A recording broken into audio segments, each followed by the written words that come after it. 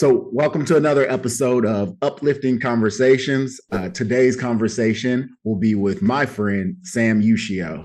The word that I keep coming back to is uplifting. I have this conviction based on my lived experience that uplifting people or the planet doesn't have to be draining. It can actually feel uplifting to the person who's making that impact. Today's conversation will be with my friend, Sam Ushio. And we'll explore Sam's uplifter's journey here, how he came to dedicate his life to improving well-being, not only in wealth management, but beyond. And we'll hear all about his latest venture, Connect3x. So welcome, Sam. Thanks, Toussaint. Great to be here. Super excited to spend some time with you, and always a pleasure. Always a pleasure, man. Always a pleasure. So Sam and I was trying to think before this how we met, and it was very Sam and Toussaint setting. So it was a mindfulness-based emotional intelligence organization that was doing a talk that actually I was in a conversation. It's an organization I advise, Search Inside Yourself. I was doing a talk on how mindfulness and emotional intelligence might help improve things, uplift things from a diversity, equity, and inclusion perspective. And Sam heard that I happen to also be in the wealth management space. And all of those kind of intersection of interest was too much for us not to connect. So Sam reached out, and we have been dear friends ever since. So I've been on Sam's podcast, which will not be nearly as interesting as Sam joining me here today. We've done the Just Listen project together, where I got to hear about Sam's story and cultural background and just sort of more about him as a human being, which was beautiful. But today we're going to unpack Sam's journey as an uplifter.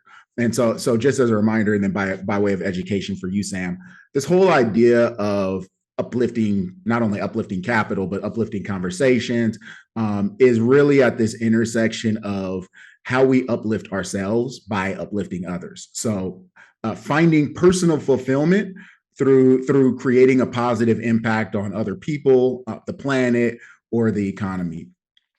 In finance or in impact investing, there's this concept, impact alpha, where you generate a positive financial return through the same thing that brings the positive impact. Those two things sort of come together and have this synergistic positive impact on both finances and the planet. So here we're talking about this same sort of synergistic impact on the emotional well-being of people. And so who better talk to than you, Sam?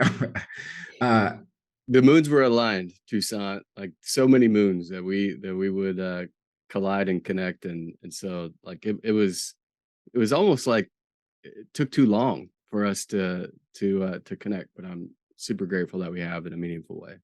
Likewise. And so I want to just talk a little bit about your resume so we can get through that, and then we can jump into the meat of the conversation, which is kind of just your journey and all the grit of that. And so have most recently, at least in the asset management, wealth management space, been a director at a global asset management firm, leading practice management and kind of advising advisors on how to grow and how to improve their practices. Have your MBA from UW, roots in Nebraska. And kind of family man. So I know we talk often about our kids and our heroic wives that we both admire. So all of that is important and beautiful and great. But what I really want to unpack is this whole idea of how you got to be in this place of focusing on well-being and bringing that to people and organizations from the wealth management space. And really, it's important, I think, to unpack these journeys, to not skip over the hard stuff. And so you may be finding fulfillment now, and you may be at this kind of, living Ikigai, right? Like you may be at this intersection of purpose and work and profits, but that started somewhere. And typically, that's not on a high note. So I would love to go back. I know in your case, we're in 2018 probably, or maybe we're earlier than 2018. What was the impetus for you kind of pivoting and going in the direction that you're at now? And you can go back as early as is significant for you. Yeah. Yeah. So I love that setup too. That's the context is especially important, as well as mentioning that it's not all, unicorns and rainbows. Like there's some tough spots in there. So probably the right entry point for me personally. So I always start with the word growth, right? So I had worked in financial services for roughly 2 decades. The bulk of that time was spent leading a practice management team. We had scaled that team from coaching about 80 advisors per year to working with 1,000 advisors per year. And, the word growth was always very present. We were even using that nomenclature internally, that they're called growth programs. And so what I had observed was that growth was always connected to money, right? And that was either through growing the portfolio, growing the P&L, growing the valuation of the enterprise. And I was observing and working with this incredible team that was working with all these advisors, that oftentimes personal growth was being compromised on a quest for financial growth. And so eventually observing that in the industry forced some awareness and recognition that my pattern of decision making was the same. I was jumping on planes, going to 4 cities in 5 days, and had child number 1 and child number 2 and child number 3, and just really feeling stretched, right? The quest for financial growth versus personal growth. Kind of the epicenter of where all this happened, kind of the signature moment for me personally, was February 9th of 2017. So I had flown, so I'm based in Seattle, flew out to New York for an industry conference, and walked into a Midtown Manhattan ballroom and experienced an amygdala hijack. Like froze, sat there, and really couldn't go into that room. And this is a big room, right? It's like 700, 800 people in this room. And I took a picture of that room and sent it to myself that said the exact opposite of this. And so eventually kind of took that step into that room, and through a series of just interesting presentations, in particular, one presenter, an ethics professor, talking about the meaning in life, essentially, that was this moment where I made this conscious decision that I'm going to chart my course differently. Right now, there's some important context here. So one thing that I've done that I'm very passionate about is, at the time I was 40 years old, a month and a day. And so there is all this research on midlife, and just when there's this kind of punchline that I used to say about the midlife, maybe there's a midlife decision. I've done some deeper digging into that, and there's empirical research that supports all of this. So that's a part of it, I think. But ultimately it was this quest to find an evolved definition of growth. So when you say, like, you took a picture of that room, Yeah. were you seeing yourself in that room? So were you in the, I call it the observer seat, at least in my mindfulness practice. I feel like I can get into this seat where I can see myself and I can see the circumstances of my life and all. Were you seeing yourself represented in that room? Yeah, absolutely. I mean, what I've learned about that moment and that picture in particular is that at the time I thought it was the room. In reality, it was me. Right. The thing that exact opposite of this represented was it had nothing to do with that room. It was just how I was showing up. And so that took some time. And when we talk about the bumps, like, there were some bumps along the way where it was always like, well, it's the industry, or it's that thing, or it's that whatever. And the realization is, we have control, we have agency, we have the ability to chart our course. It's never easier. It's most likely it's not going to be as easy as we anticipate, but we have that opportunity. And so I think, to answer your question, um, it was the exact opposite of this was me. And so I think that's what was speaking to me at that time. And then through a series of incredible presenters that were saying the right thing at the right time, it was just, I felt this compelling call. And so I want to scratch a little bit more at that where you were emotionally, because I think it's important. One of the things Daniel Pink talks about in the context of his book Power of Regret, and around that book, is how we can find what we want most at times in what we regret most. And so I would love to hear you unpack, when you say it was you and you wanted the exact opposite.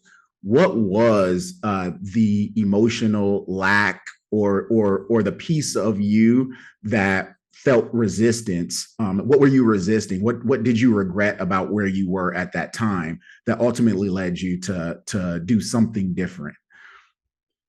Yeah, it's a great question. I mean, what immediately comes to mind is, and this is probably part of the reason why I mentioned this, this mid stage of life, is that, uh, you know, David Brooks wrote a book called The Second Mountain. And so I think and essentially what this book is about is, your first mountain is checking a lot of boxes that society kind of tells you are important. Find a partner, get a good job, white picket fence, all that type of stuff. And you get to the top of that mountain and you look around, you're like, okay, the boxes are checked, but I don't feel fulfilled. Something's off internally. And so you look to that second mountain, and that second mountain is about purpose and living with a moral life and giving back to society and others. But the challenges between those two mountains is the valley. And the valley is designed to beat you up and send you back to the first mountain. And so I think emotionally, that really captures how I was feeling. The boxes that were checked were great. But I just felt like I wanted to do something more. The scary part of it was I didn't know what that more was. And that's kind of where it takes that turn down, potentially down a dark alley. Cause I was just like, I'm going to throw myself into this. I'm going to figure it out. Yeah. But yeah, I think that's probably the best way to capture that. Yeah, no, and it's interesting. So I had a similar experience, actually transitioning to wealth management after having my first, actually starting to think about it after having my first kid, and then after having our twins, like kind of leaving a really cool law practice and great firm to go into kind of this fulfillment focused wealth management. One of the things that I got asked about at that time was, well, as a dad and as a provider, like, how can you be pivoting to this less certain situation? And what I ultimately got to was like, so I can either provide my kids kind of their needs, or I could provide them an example. And if they were at this exact same decision point with, the same number of infants and toddlers in the house, I would hope that they made this exact same decision, rather than going toward safety and comfort, or staying anchored in safety and comfort, actually went toward what seemed to be their purpose-driven, fulfilling sort of calling. And so it was really this whole idea of being a different kind of provider that gave me safety and comfort, that this was the best thing for my family. I love that. I think, I mean, that definitely resonates. That I think when you think of the path that you're carving, a big inflection point for me was just getting inspired by my great grandmother, right? And there's other people along the journey who have inspired me, who are no longer here. And so I think about the decisions that you made, the decisions that I made, the decisions that people have that ability to make. When you start to zoom out and think about the implications of people that are important to you, in particular, like your children, what kind of path are you carving for them? That to me is one of the key insights that helped me push forward during those tough times. It's like, okay, at some point they're going to be at a stage in life where they're going to need a boost, and they're going to need to dig a little bit deeper. That fueled me in taking that next step. right? But yeah, everything that you're saying there resonates completely. Yeah. So just kind of shifting a little bit here, like being pushed is never enough, right? To motivate us to action, right? So there's no set of circumstances or no emotional state that could have been bad enough to lead you to change your actions, unless you had hope that a change of actions would lead to a change of your circumstances.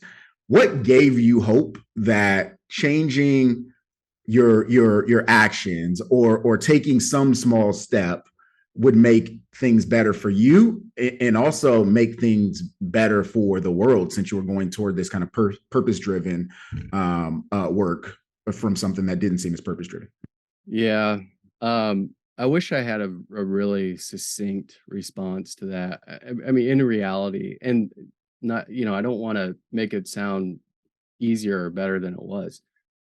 When I initially left corporate, I had this this kind of light bulb moment that it was fear of regret is greater than the comfort of inertia.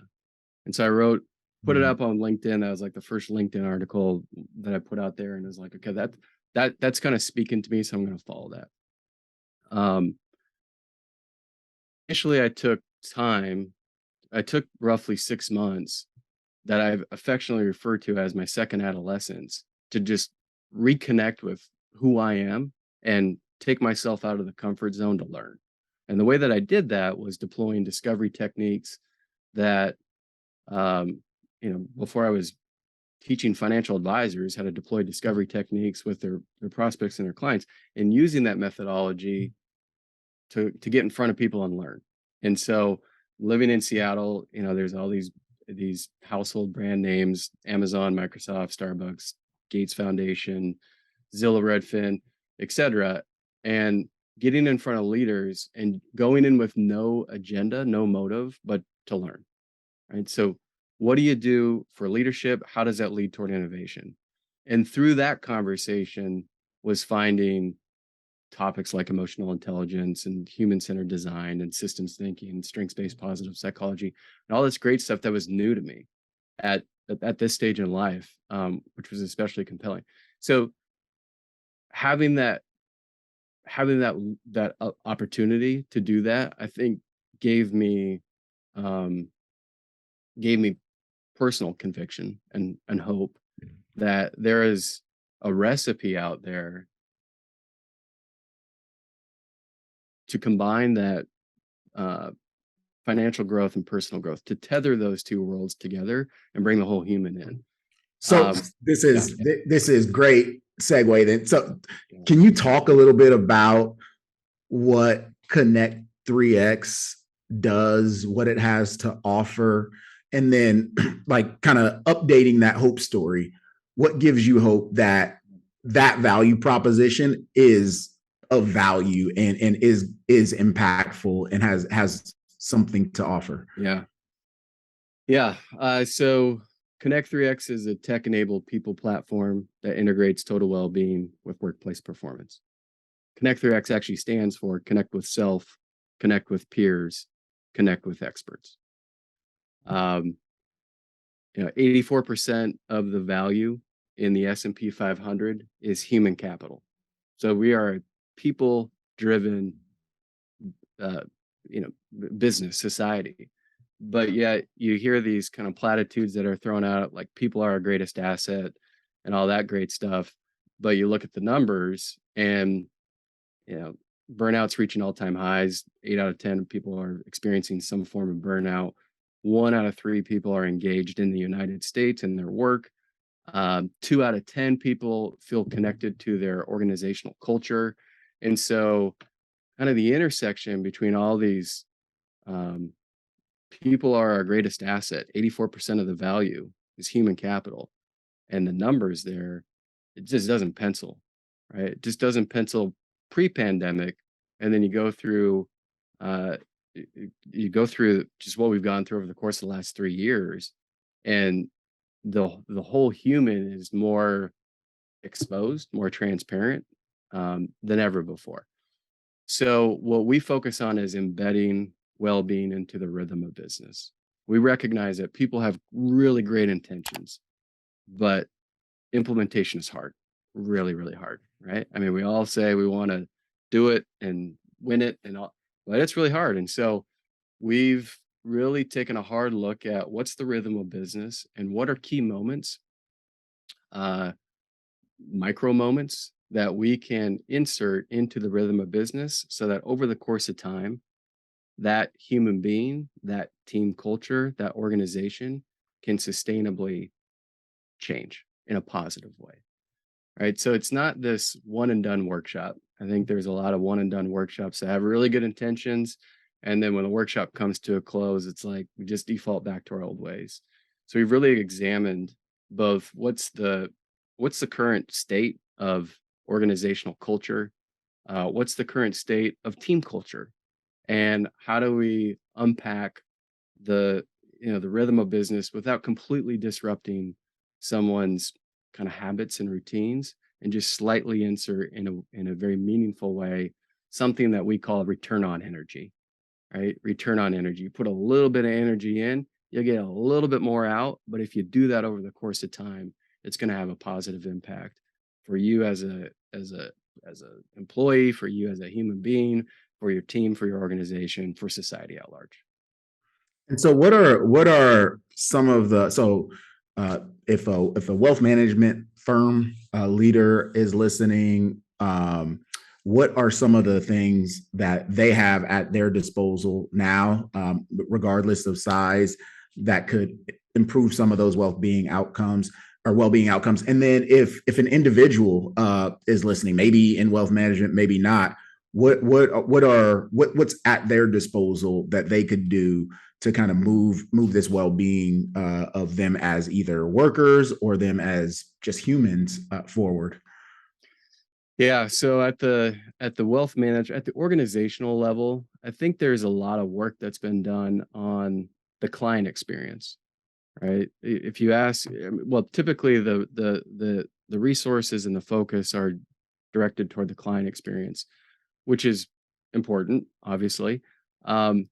If that same energy was placed toward the employee experience, I think there's an intersection between those two, where you'll find if you're spending as much energy or more energy on the employee experience, there's room for improvement, and actually it's a 1 + 1 = 3.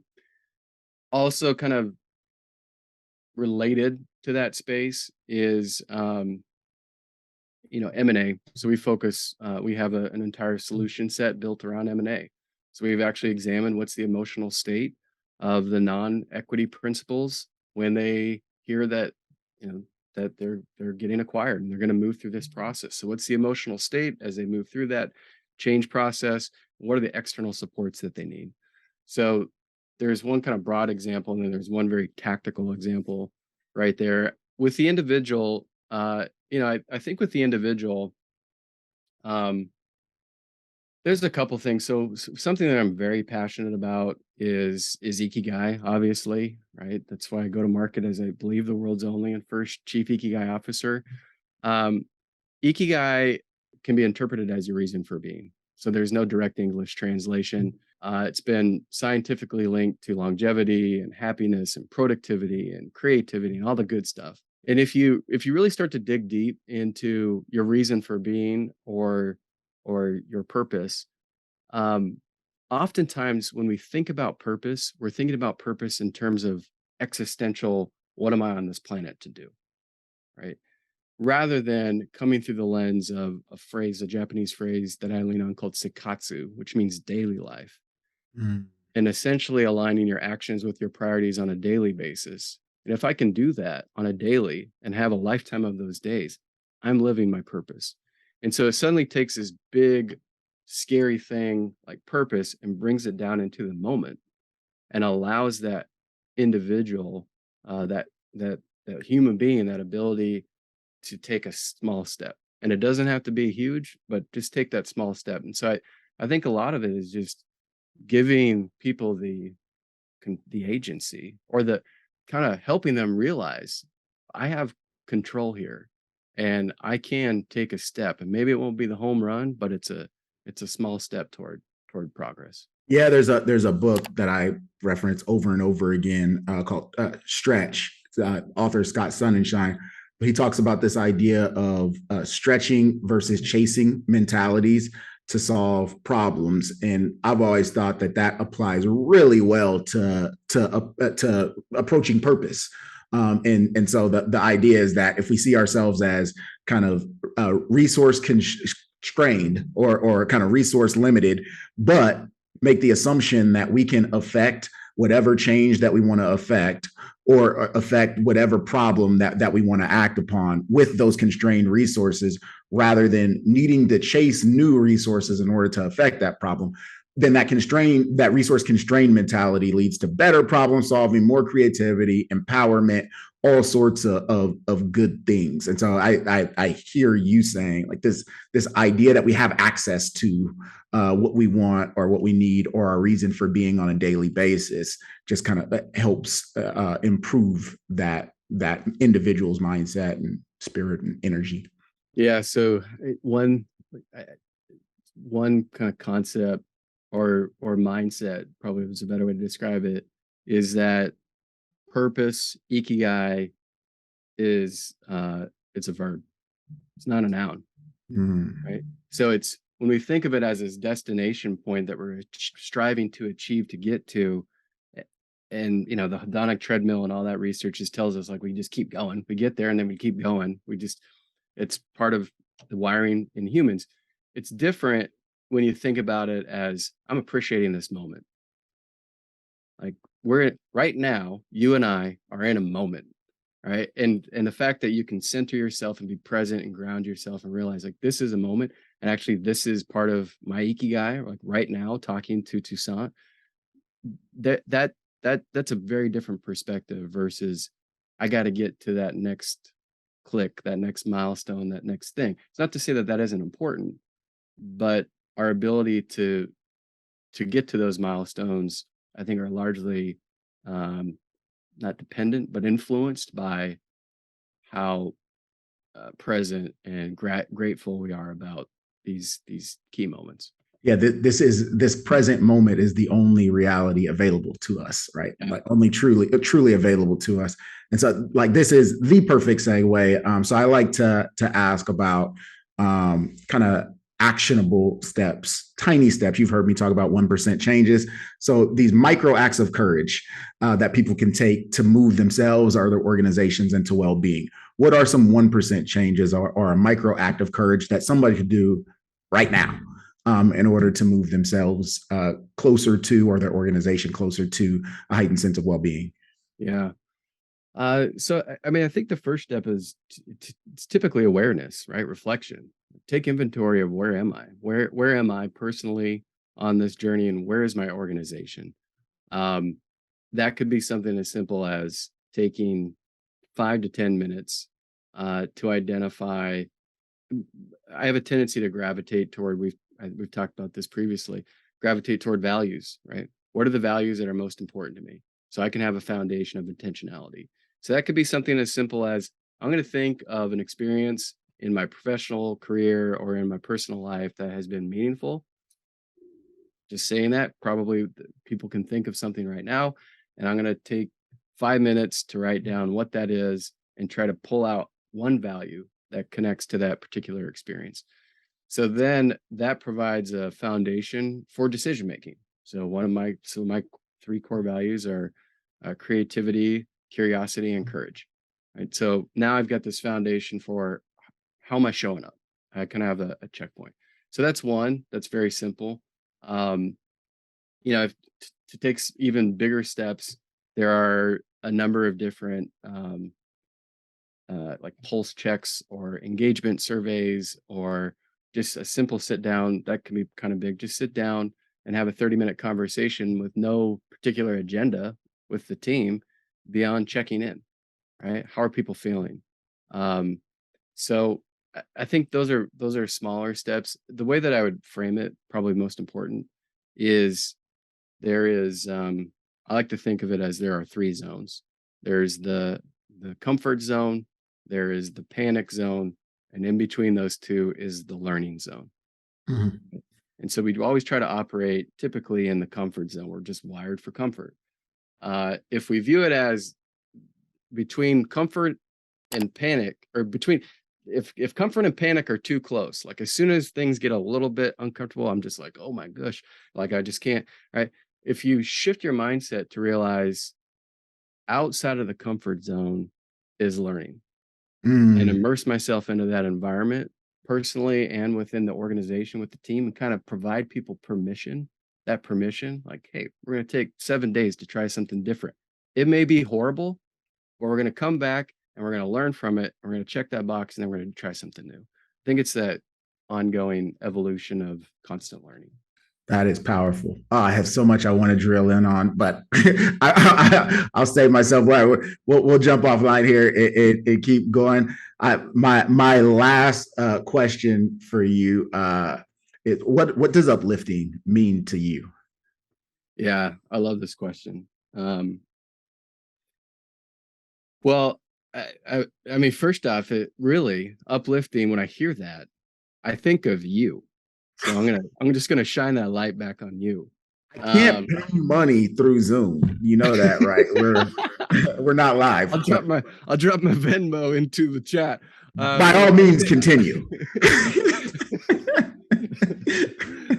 No, I think of you. I mean, I have been a student of yours and have learned a lot through you. So when I hear uplifting, that immediately comes to mind. The second part of that is, so I could kind of connects to purpose, right? So I always think that I use this quote often, that Picasso said, the meaning of life is to find your gift. The purpose of life is to give it away. Right. And so I think of uplifting as that process of realizing that we all have unique talents and gifts and strengths and experiences, and realizing that, not finding it. I think we all have it. Yeah. Right? It's like Michelangelo said about David, it was in there. He just had to, chip away the rock to get to it. Like, that's a very different mentality than thinking I got to chip away the rock to find it, or to make this thing. So I think of it that way. And then once I have a baseline, right? I think we're always learning, but this baseline of who we are, then in alignment with values in many ways, how do I express those talents and those gifts and that experience in a way that helps others? And that could be the world, that could be your children, that could be your neighborhood. Doesn't just helps others. So that's where my mind goes when I think of uplifting. Sam, I so deeply appreciate you, man. It is an honor to be in community, to be your friend, and to learn from you. You are uplifting. So thank you. Likewise, appreciate it. Please be sure to subscribe, like, and click the notification button so you never miss an episode.